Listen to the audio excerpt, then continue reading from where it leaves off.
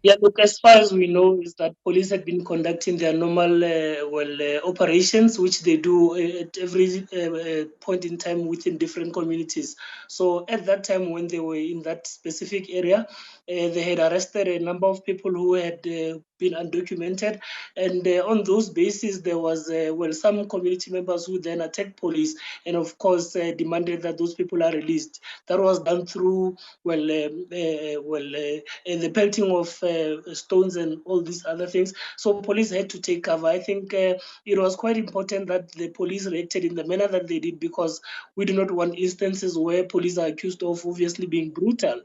So we feel that it's something that needs to obviously raise some certain levels of engagements among community members and police in how we actually improve our working conditions. Because what has happened clearly undermines law enforcement, but it also places the very same communities at risk of criminality. That is something that we would obviously like to have a joint discussion on.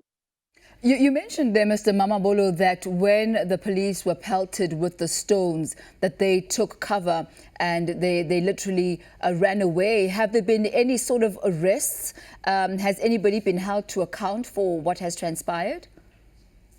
So far, we've heard that there have been two arrests. One for insulting violence, and of course, amongst the two people that were arrested, one of them has been demonstrated to be undocumented. So that is why we're saying it might be an isolated incident. But however, we think the general challenges that we face between police and communities within our country as a whole, it's something that obviously needs further engagement, so that we look into how police actually can work closer with communities, because in most instances, wherever there are good working relations between communities and police, the crime rates tends to go down. But however, in instances where there aren't any good relations, the crime rates are obviously increasing on a regular basis.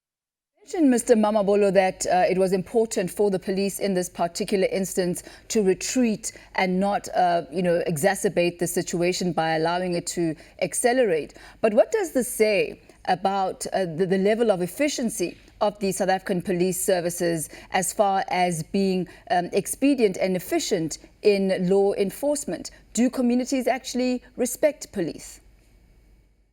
It's something that obviously needs further engagement. But however, we can say that from the police's side, there have been obviously underlying challenges. You do know that we've got 187,000 police officers who have to look after a population of over 58 million.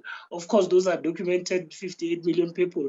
So it has not been easy for them to actually be everywhere at the same time. We've had similar challenges across different communities, of course, where police stations are attacked. And of course, just in the last year, we've had over 80 police officers who were killed on and off duty. So that shows that the kind of relationship we do have, of course, is challenges. But obviously, there are a number of factors that add to that. The uneven allocation of resources within police stations, but as well the fact that most people within our communities, of course, are unemployed. And of course, under such circumstances, you would expect that there would be certain social ills which would put pressure on the work that police have to do. However, we are trying our best. The police men and women are committed to serving the people of South Africa. There needs to be more done. That is why we're saying it cannot be only a police challenge to deal with the issues around the criminality within our communities. We need to have a buy-in from communities, and they need to understand that it is also in their best interest to ensure that the areas within which they live are secure. And what type of relationship does the union have with the police ministry? Are you working alongside them to ensure the safety of police officers?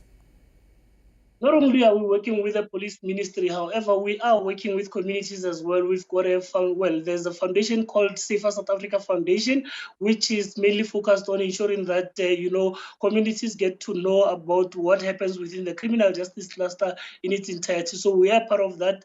We've got different campaigns where we visit different schools and, of course, become a link between the SAPS and communities in ensuring that there is a common understanding around the role that everybody needs to play, including communities. But I think communities are the biggest stakeholders here, because criminal activities happen within our areas.